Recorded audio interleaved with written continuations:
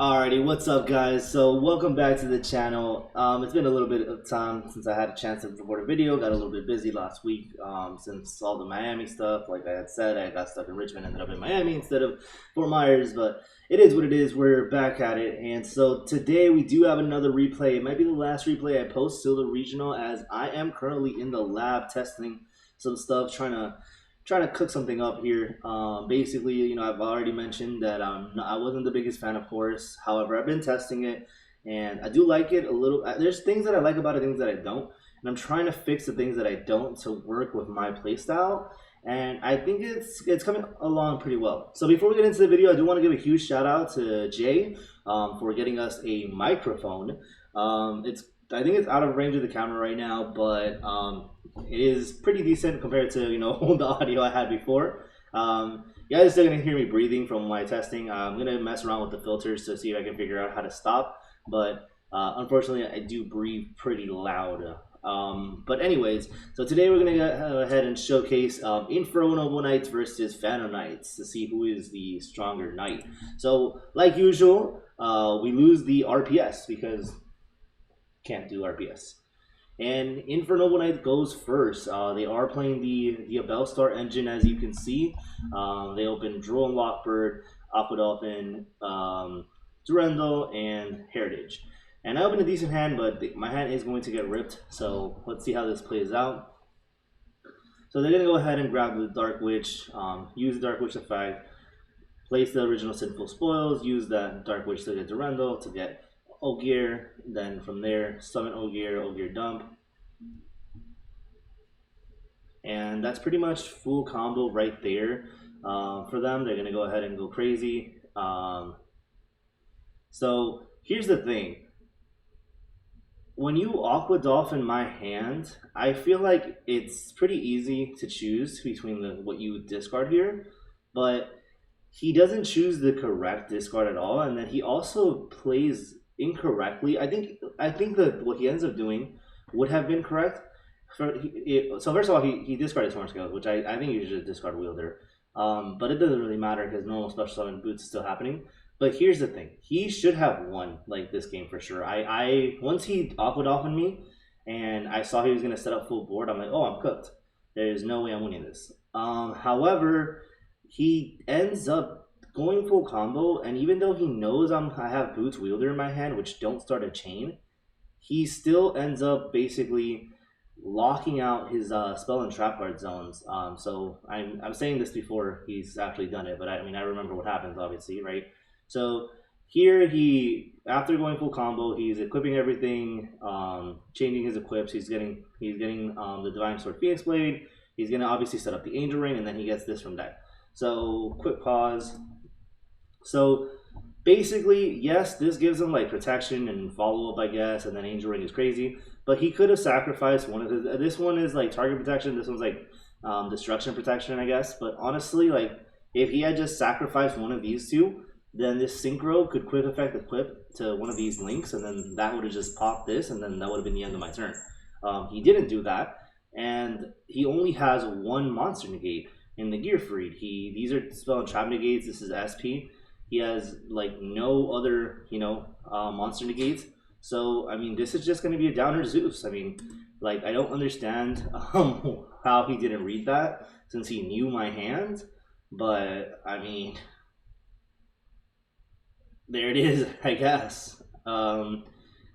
He does dodge with the Synchro to have it come back next turn. But I mean, I'm gonna go combo now, like not anything crazy, right? Because I don't have like full. Well, I have Torn Scales in graveyard actually, so I'm gonna definitely go through well. But he does draw into that Ash, luckily for him, and I still set up a board. So, like with no cards in hand, we're coming back from this is pretty difficult.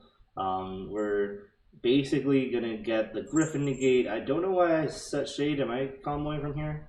Oh, I'm making Time Thief. That's why. Okay, so yeah, I end up with Time Thief and a Griffin negate, and well, I gotta draw off that. I know, yeah, there's not much winning from there. If he had just left that zone open though, he auto wins. Then I set it in 15 hand traps because this was the version I played for the YCS where it had 15 hand traps on the side. So I obviously drew 2. And from here, I mean, we're just gonna ash the sold. It's already like we already know we're gonna ash the sold. And then pretty much after that, DD Crow can hit so many targets in this deck that it just doesn't really matter. The deck can, to be fair, can play through a few hand traps, but I mean, if you know where to stop Infernoble, then you should be fine. So like I'm DD Crowing I'm ashing the Assault now, and then he's going for a Turpin play, and I'm DD Crowing the Turpin.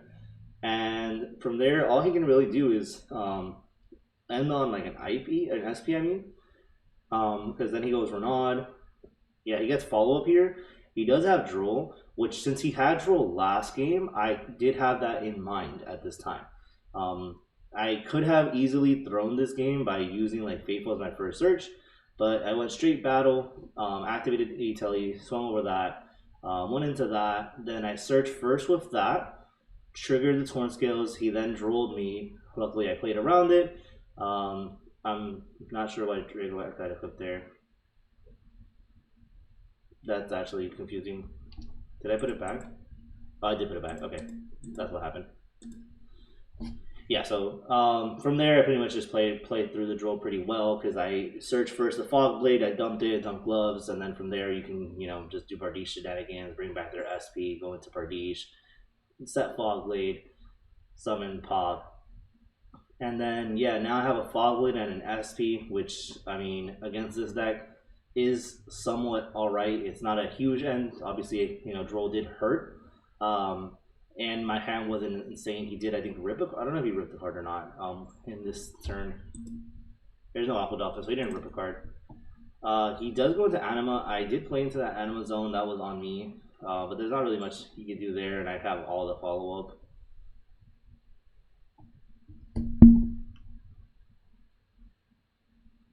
Yeah, so from here, I mean, I even normal summon the TD Crow to go into Unicorn. Oh, what's happening here? It looks weird. My SP was not going to graveyard, like it was glitching. I think I said it somewhere here. Yeah, my SP won't go to graveyard. So I'm normal summoning Unicorn, I mean DD Crow, and linking away the SP and the DD Crow into Unicorn. This is in graveyard right now. I just can't physically put it in graveyard for some reason. Then Draco back is going to bounce that. That's going to go to graveyard, and then I'm going to bring it back. Add Shade. Shade going to bring back Torn Scales. What's happening here is the reason why I put the Torn Scales here is because I'm actually summoning it in this zone. But again, I can't summon it in this zone, so. And then yeah, that's pretty much the game. Yeah, guys, honestly, if he had equipped the Oliver, this would have been not the Oliver, the Synchro. If he had left the zone open and been able to equip the Synchro, that game 1 would have not been mine, not even close. There was no winning that game 1 if he plays it correctly. Game 2, I mean, assuming game 3 would have gone the way game 2 was with the 15 hand traps, I probably would have stopped it and would have just come down to can he break my board. And to be honest, 90% of the time he can't. That's why with Infernoble Knight, it really comes down to do they win Dyro and do they win game 1, which they should. Like game 1, they go first, they full combo us, they hand rip us. Like they should be winning that game unless they throw. And once you throw game 1 as an Infernoble Knight player, if you win the Dyro and you throw game 1, I mean you pretty much just threw the match. So yeah, guys, this was pretty much the replay. I wish it could have been a little more competitive game 1. But unfortunately, that's kind of how this matchup goes. To be fair, with the Angel Ring shenanigans, this version of the deck, as well as the one I'm cooking, does have a chance of breaking the board. If they don't hand rip us, or even if they do, if they hand rip like a PK name because they have to. Basically, the deck at most can put like a Baron instead of the SP, which I don't know why he went SP instead of Baron. Maybe he was just unable to make Baron, or maybe he just prefers the SP. But usually we're dealing with like Baron, Gearfried, and the double spell Trap Negate plus Angel Ring. So if we draw a monster heavy hand, there is a possibility of us pushing through it. But if we don't draw a monster heavy hand, we're kind of cooked. So anyways, I hope you guys enjoyed. I do have more videos coming up soon, and yeah, catch you guys next time.